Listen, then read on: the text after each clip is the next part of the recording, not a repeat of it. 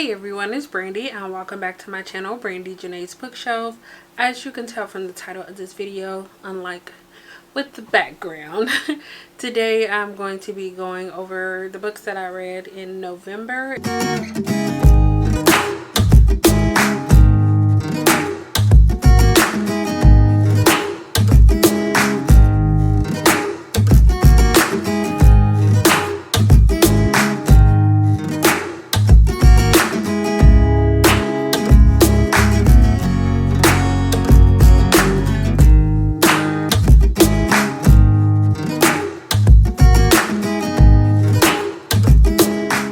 So it's actually November 30th that I'm filming this, and I decided super last minute that I was going to do this today.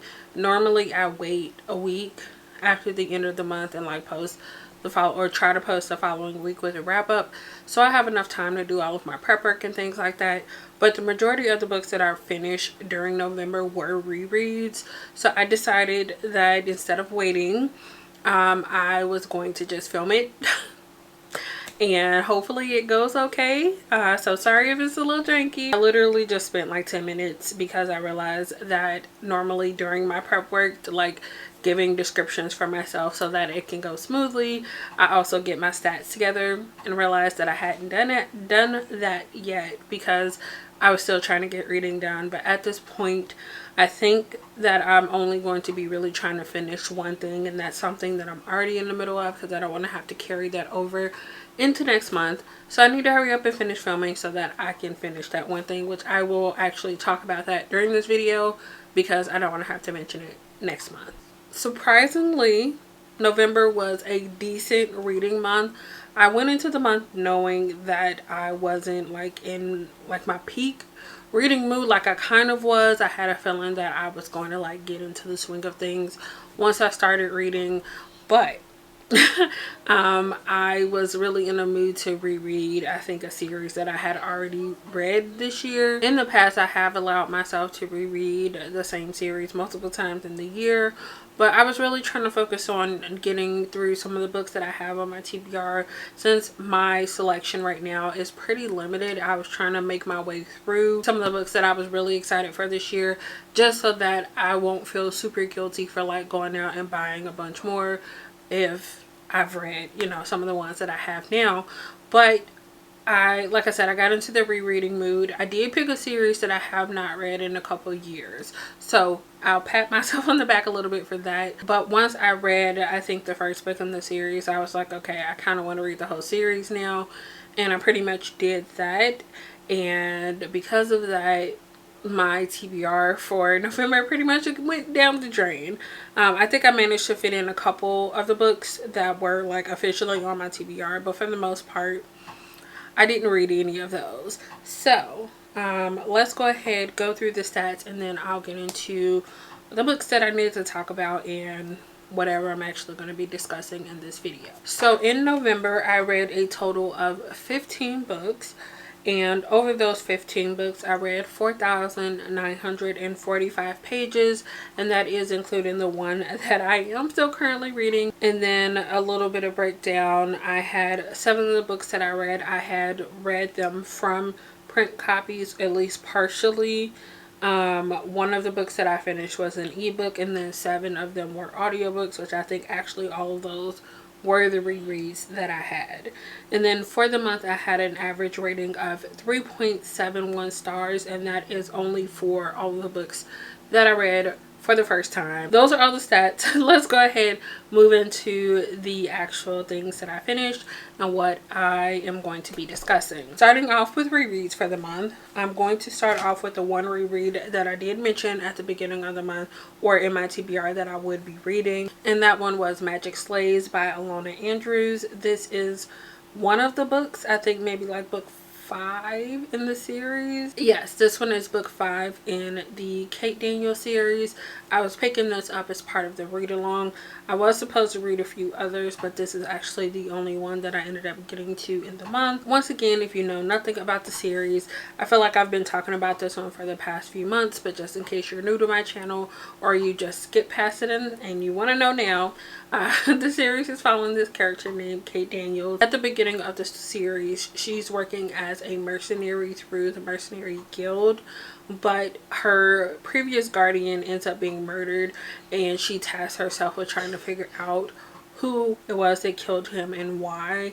And then that leads her into getting connected with other magical sectors, probably the wrong word to say, of Atlanta, which, sorry, the story is based in Atlanta. So she ends up getting connected with the Shapeshifter Pack of Atlanta, as well as another group that call themselves the People, which are, long story short, necromancers. She also gets involved with the Order, which is kind of like a more civilized version of the Mercenary Guild kind of thing. She ends up working legit cases, which leads her into being connected with other magical people or beings as well throughout the series. Like I said, this one is book 5 in the series, and quite a lot has changed since the very beginning of the series. I'm going to try to keep this as brief as possible for anyone who is watching these who's interested in the series but haven't quite picked it up or haven't gotten this far yet. But Mercy ends up starting her own business, but because of some things that have happened in previous books, she's not getting the amount of actual customers or clients that she was hoping that she could get, and that leads her to pretty much be desperate because she doesn't want to feel like she's dependent on her partner. Someone ends up coming to her with an offer for a job. They're desperate, they know she's desperate, and she has no other option but to take this. Her and Andrea end up having to work together to try to figure out what's going on and help come to a solution to the problem that has come up pretty much. I think that's as vague as I can be without giving anything away. I enjoyed rereading the story. I think I ended up just listening to this one on audio because I was in such like a kind of funky reading mood.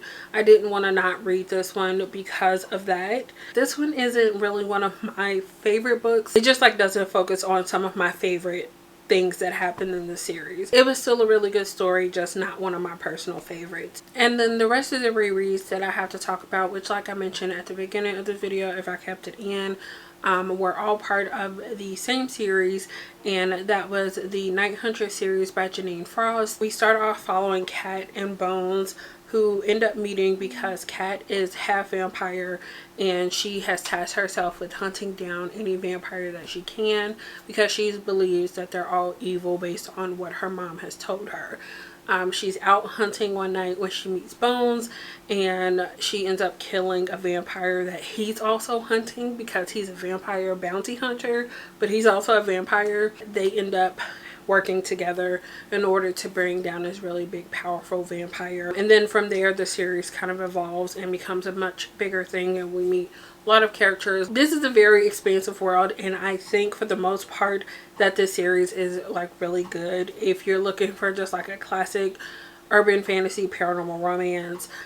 This is one to check out. I read this one, or I started this one years ago, and I have been enjoying it. Now I will say that when it gets later into the series that the books aren't the best. I think like the last two, I felt like they were kind of done for the fans, especially like the last one. Like I said, this was 7 books of this series. I'm not going to go through each individual book because it is all of the main books. I think 1 year, maybe a couple years from now, because I don't think this is a series I'm going to want to read again next year. I don't know, possible, but I want to read all of the novellas like I'm doing with the K. Daniel series now. Maybe I can even start a read along. If you guys let me know in the comments if you would be interested in me doing some type of read along with this. And I don't know if I could promise live shows. Let me know if you would be interested in some type of read along, and if I can't do live shows, maybe we can do like some chats in like Discord or something where we can discuss this one, because I know for sure that this has a lot of novellas as well, and while reading this, it's not really a big deal, but they do make references to things that have happened in novellas, and I haven't read any of those yet. So I would be interested in checking those out, as well as reading the Other Side series as well. So let me know if you guys would be interested in doing some type of read along with me. Anyway, those were all rereads. Like I said, I'm pretty sure that I have ratings up for all of them on Goodreads already. I don't know for sure if I do, but if I don't, I have been keeping track of my ratings this time around, so any that I don't, if I don't have them, I will update to include that. But I read all 7 of those. That took over like the most of my reading. Those are all of my rereads, and we're gonna go ahead and move over into, I believe, my 3-star section, because I'm pretty sure that I do not have anything lower than that this month. The first 3-star read that I have to talk about is the one that I actually have not finished yet, which is Mixed Vegetables Volume 1 by Ayumi Komura.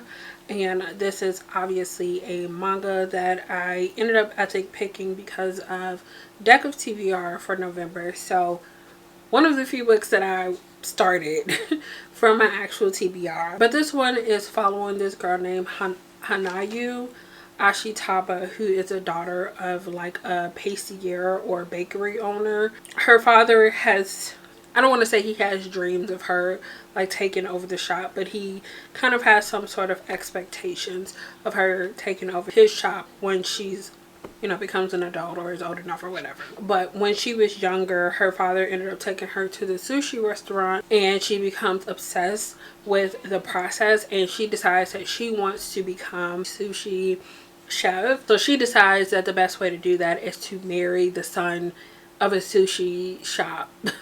And of course, she has a boy who's that in her class. It seems like he has a crush on her. It's kind of just following them as I feel like they're gonna start to get to know each other. Very early stages. Like I said, I am still currently reading this. So far, we've just got like a lot of shenanigans.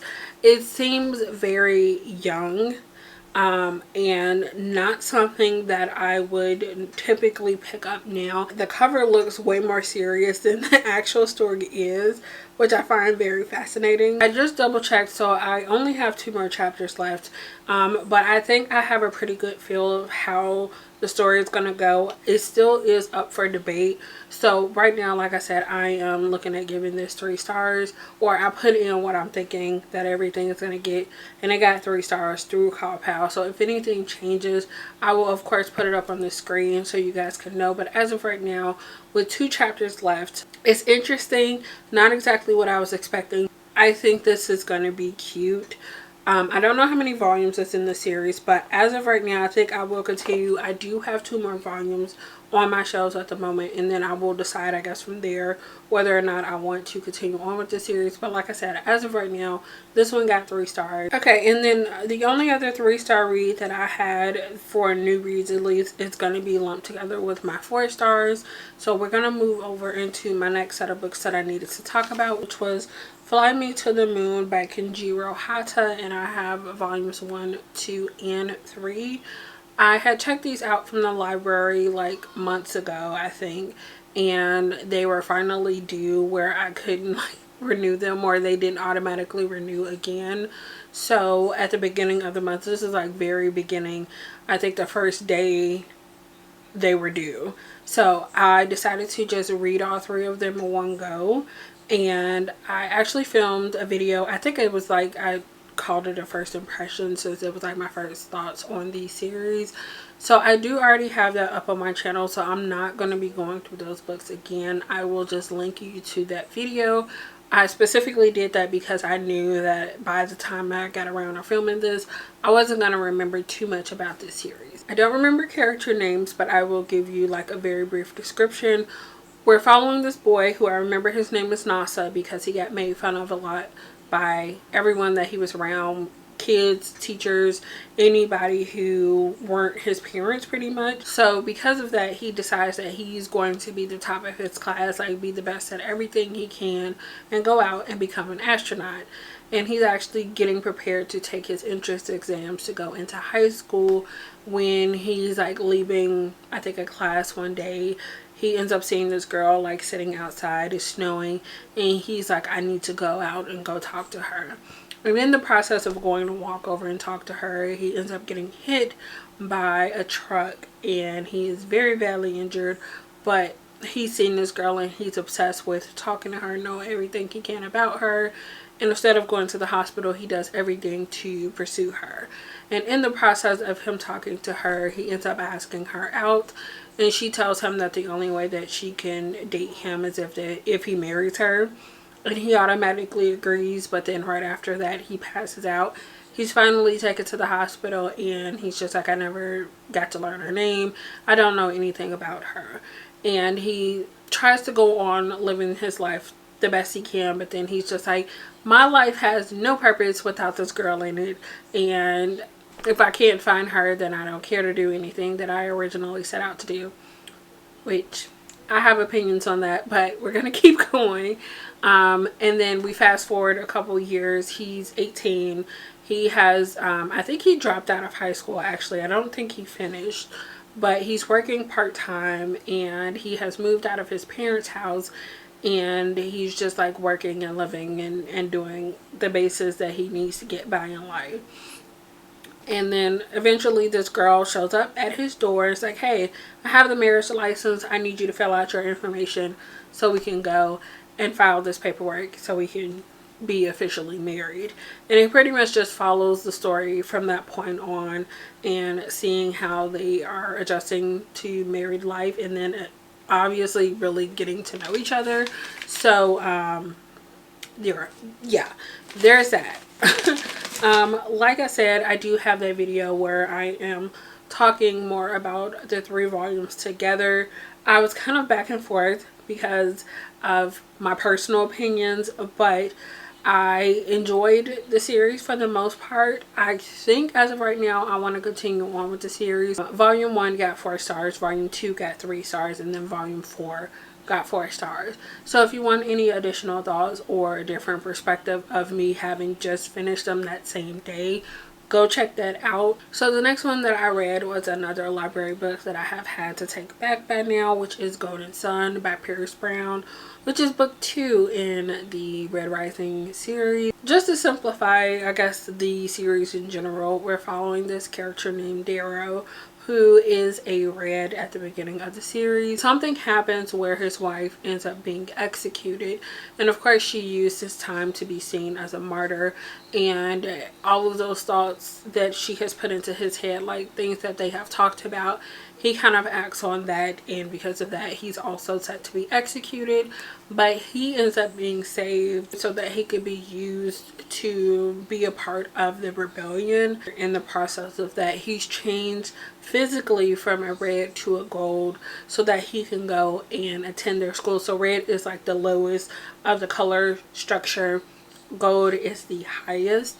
And like I said, he's changed into a gold so that he can go and attend their like academy or whatever it is that they need to graduate to figure out what they're going to do for the rest of their lives. And so the first book, Red Rising, is pretty much just following him through the whole process of that.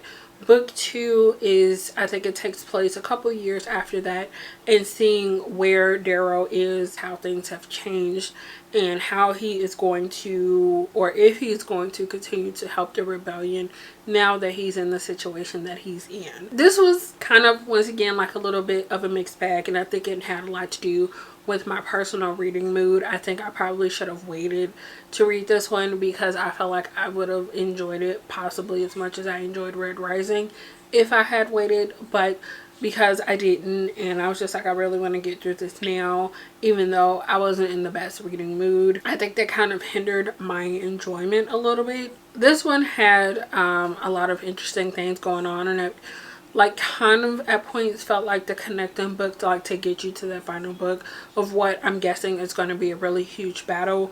I feel like I'm not doing a good enough job explaining thoughts on that one, but this is another one that I read pretty early on in the month, so I don't really remember much about it. So this will end up getting 4 stars from me, and I am looking forward to reading the rest of the series. So the second to last book that I have to talk about is The Neverless by D.L. White, which is a contemporary romance that I actually started back in September. I don't know what it was about this book because I actually did really enjoy it. I don't know what it was that made me spend 2 months reading this. I guess I'm kind of glad that I did take a little bit more time to get through this, because if I tried to force myself through it when I was like kind of in that rut, I think that I would have not ended up enjoying this as much as I did, and I think it's a really good book. So as I mentioned, this one is a contemporary romance, but it is also dual perspective, following Esme, Whitaker and Trey Pettigrew. So we start off following Esme, who is about to be 40 years old. She's still a virgin and she has a lot of things that she's afraid to do. But somehow her cousin, who she is currently living with, convinces her to like sign up for online dating and try to get out there, because he's like, you're never going to meet anyone if you're literally just sitting at home all day every day. So she signs up, she meets someone who seems like a pretty decent person, and she agrees to go like meet up in person at a restaurant or something to go have a date. But then she ends up getting stood up, and when she finally ends up leaving, someone tries to mug her in the process. Even before I get to that point, I just skipped over. Her and Trey end up meeting at that restaurant. She's sitting there waiting on the date. You know, I think it has been like an hour or something. And he comes and asks for the chair that's at her table. She does say that she's supposed to be waiting on someone, but she's kind of upset with the fact that she's being stood up, that it doesn't come across the nicest. And he also doesn't have the best response either. But like I said, after a while of waiting, she realizes that they're not going to show up. She leaves, and on the way to her car, someone comes, tries to steal her purse. It's a whole ordeal, and Trey ends up actually coming and being the only one that saves her, because he comes out and like stops the guy from attacking her pretty much. Gonna cut it down because this could get into a long-winded explanation. But anyway, long story short, she works with contracts or something like that as a business. He's the CEO of a company, or he's like the acting CEO, because his father had a heart attack or something along those lines. So he's stepping in for his father temporarily, and they end up having to work together. Things aren't the greatest at first because of how they initially reacted with each other. But of course, as you can expect with the contemporary romance, things kind of settle, or they come to an understanding of why things were the way they were, and they move on from there and then progress from that point on. It was just beautiful to see how their relationship changed and expanded over the time that they were getting to know each other through work, and then outside of work. It was just really nice, and it was like the perfect romance for me to read when I've been craving romance. It was really well done and I loved it. And I'm like, why it only got 4 stars?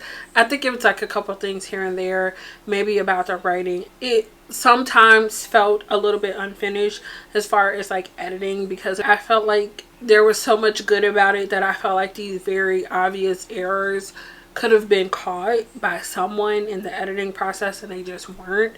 And I think things like that kind of frustrated me, which is probably what brought it down from being a higher rating. However, I thought this was still really well done, and I really want to check out more from this author. And the final book that I have to talk about is A Darker Shade of Magic by V.E. Schwab, which is book 1 in the Shades of Magic series, I think is what it's called. So this story is following this character named Kel, who is a magic user who's able to travel between parallel Londons, I guess is like the best way to say that. He works for the royal family of Red London, which is where he lives, and every so often I think he's supposed to deliver correspondence between the other Londons. There are 4 different Londons, and for like easy sake for himself, he names them based on color. So there's red, black, gray, and white. Black is no longer accessible. Magic has completely overrun that one. Gray London doesn't have any magic at all. White London is very little magic, and people who are living there are fighting to control the magic that is left. And then Red London has magic. People who have magic are looked at as being super powerful. They're revered, things like that. So as I mentioned, Kel is working for the royal family of Red London, and he delivers messages back and forth between the different Londons.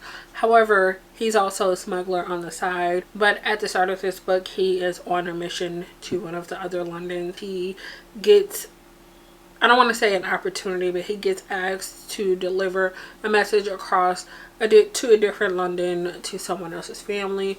But he quickly realizes that this is a ploy for some other thing that's going on, and he's trying to figure out a way out of the situation that he's currently in. And I think that this was the victim of another not the best time for me to read this. While I did still enjoy the story, I think that I was a little disconnected from it because, like I said previously with a couple of the books, my mood while reading just wasn't the best. I did end up listening to the majority of this on audio and then occasionally reading along with the book because sometimes I felt like I was like zoning out and I needed to like focus in. And like I said, I think that just had a lot to do with me personally and not anything to do with the book. A lot of interesting concepts, not exactly what I thought it was going to be though. This ended up getting 4 stars. I did put it through Clubhouse, so I think I was a little surprised that this one ended up with 4, but it might have been on the low end of 4, like almost 3 with the 4 stars. So yeah, although I just read this one not too long ago, I don't really have much to say. Like, I was kind of in a fog while reading for the majority of this month, so forgive me for that, which is why I decided to just film this now, because I was just like, I don't think waiting a whole nother week is really going to help me refresh that much. I just know that it had interesting concept. I was there for the most part. I enjoyed the way that the different Londons were set up, but I just wasn't personally all there for everything that I was actually listening to. So I would like to continue on with the series. There's only 2 more books left, so I don't see a problem with that. I mean, I think it was continued like in comics, but at least as far as the books, I would want to finish off the rest of the trilogy, and that'll probably happen next year. That was the last book that I need to talk about. So sorry that this was kind of like a speed run on what all I read in November. Like I said, it was a pretty condensed month as far as like different types of things I read. I didn't touch the majority of my TBR, like my official TBR, and most of what I read was rereads, but I read some new things, and I am happy that I read anything at all, because for a while there I was just like, I'm gonna be reading one thing for the entire month, but I got some things finished. So okay, I did forget to mention this quickly. Hopefully I can get this in before this camera battery dies, but I did also start Mistborn: The Final Empire, which is why it was included in my thumbnail picture. I am around 100 pages in. I don't think this is exact because I haven't actually updated for what I listened to today, but I am currently reading this and I will be continuing on with this. That is everything that I have for you in this video. Let me know down in the comments if you've read any of the books that I've talked about, what you thought about them, and if you haven't, let me know down in the comments what you finished in November. If you like this video, give it a thumbs up, as well as subscribe to my channel if you have not already. Thank you guys so much for watching, and I will see you again in the next one. Bye.